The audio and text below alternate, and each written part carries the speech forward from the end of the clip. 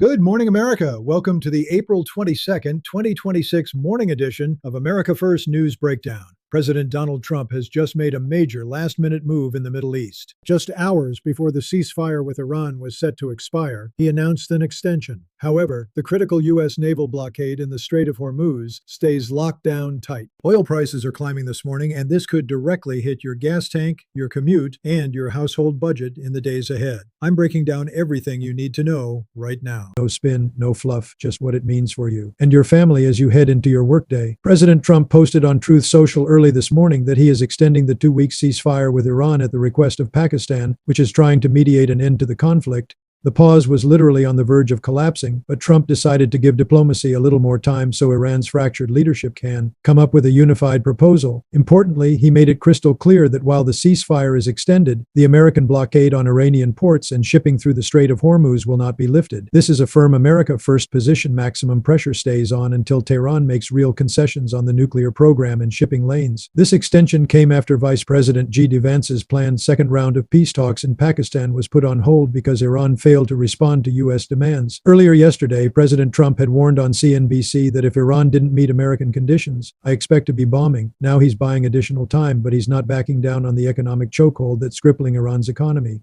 He posted that Iran is collapsing financially, losing roughly $500 million every day because of the blockade. Iran's initial reaction has been dismissive. An advisor to the powerful Iranian parliament speaker called the extension meaningless. Iran's own ambassador says they will only return to the table in Islamabad if the U.S. first lifts the blockade. Tehran continues to call the blockade an act of war. Tensions remain high. Overnight, reports emerged that an Urd gunboat attacked a container ship off the coast of Oman. The vessel's bridge took heavy damage, no radio warning, straight gunfire. The crew is safe, but this shows how quickly things can escalate. The U.S. military has already boarded and stopped another sanctioned Iranian-linked oil tanker in the Indo-Pacific.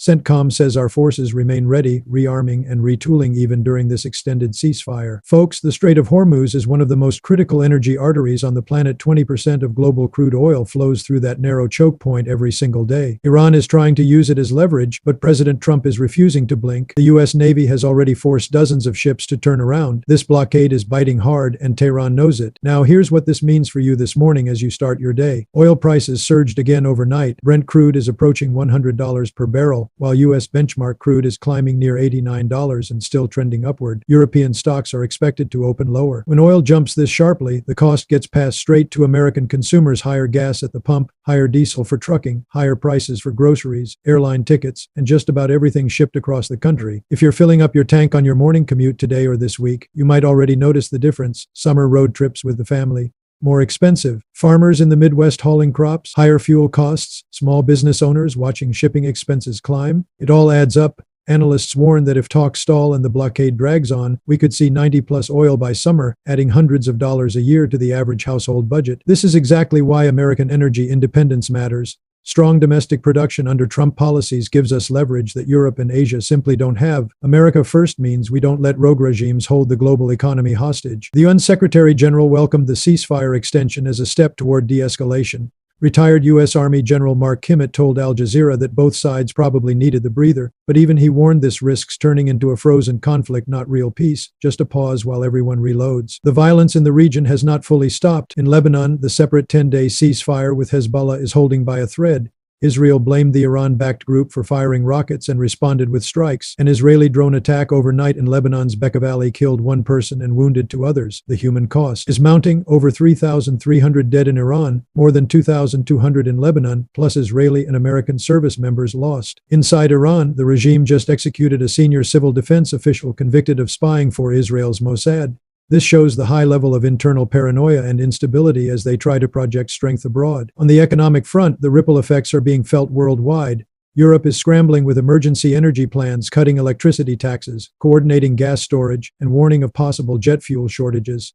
The Trump administration has reportedly halted U.S. dollar shipments to Iraq and frozen some military aid until Baghdad cracks down on Iranian-backed militias. Even far-off Pacific Island nations are seeing diesel prices surge up to 70% because of the chaos in the Gulf. Back here at home, Wall Street is watching nervously. Asian markets were mixed overnight. The Dow and broader indices faded on uncertainty, but U.S. energy production remains strong. President Trump's pressure campaign is forcing Iran to the table on our terms: nuclear program, shipping lanes, the whole 9 yards, no more weak need. Deals from the past. Trump's goals have evolved from early regime change talk to realistic, achievable wins, protect shipping, degrade Iran's capabilities, and force serious concessions without rushing into another endless war. Naval experts note that shifting objectives carries risks of prolonged tension, but Trump is playing it smart, maximum leverage. With minimum new American boots on the ground, Iran's Revolutionary Guard Corps is still issuing threats, saying they will inflict crushing blows if fighting resumes and warning they could disrupt oil production across the Middle East. That's mostly bluster, but it reveals how desperate Tehran is becoming as their economy crumbles under the blockade. The IAEA chief has been clear: any deal without strict international oversight of Iran's nuclear program would be an illusion. We cannot allow this regime fresh off executing its own officials for spying to race toward a nuclear weapon. So what should you take away from this morning's developments as you start your day? Gas prices are likely to stay elevated or climb further in the short term. This could add real strain to your monthly budget at the pump and the grocery store. But it also shows strong U.S. leadership that refuses to let Iran dictate terms. No more half measures that emboldened our enemies. This is calculated pressure designed to protect American interests first. Pakistan's mediation role is unusual but shows Trump is using every channel while keeping the military option ready. Vice President Vance was set to head to Pakistan for round 2. That trip is on ice for now, but the back channel remains open. The next few days will be critical. Will Iran return with a serious proposal, or will they keep playing games with gunboats and threats? The U.S. Navy isn't going anywhere, the blockade isn't lifting, and American energy dominance gives us the upper hand. I'll be monitoring developments closely throughout the day and will bring you updates as they happen. Quick morning market snapshot: Brent crude near $98.5, U.S. crude around $89, European indices expected down 0.3%. The energy sector is the one to watch today. So what should you take away from this morning's developments as you start your day?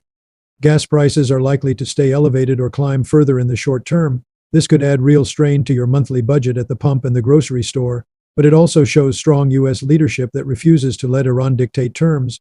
No more half measures that emboldened our enemies. This is calculated pressure designed to protect American interests first. Pakistan's mediation role is unusual but shows Trump is using every channel while keeping the military option ready. Vice President Vance was set to head to Pakistan for round 2. That trip is on ice for now, but the back channel remains open. The next few days will be critical. Will Iran return with a serious proposal, or will they keep playing games with gunboats and threats? The U.S. Navy isn't going anywhere, the blockade isn't lifting, and American energy dominance gives us the upper hand. I'll be monitoring developments closely throughout the day and will bring you updates as they happen. Quick morning market snapshot: Brent crude near $98.5, U.S. crude around $89, European indices expected down 0.3%. The energy sector is the one to watch today.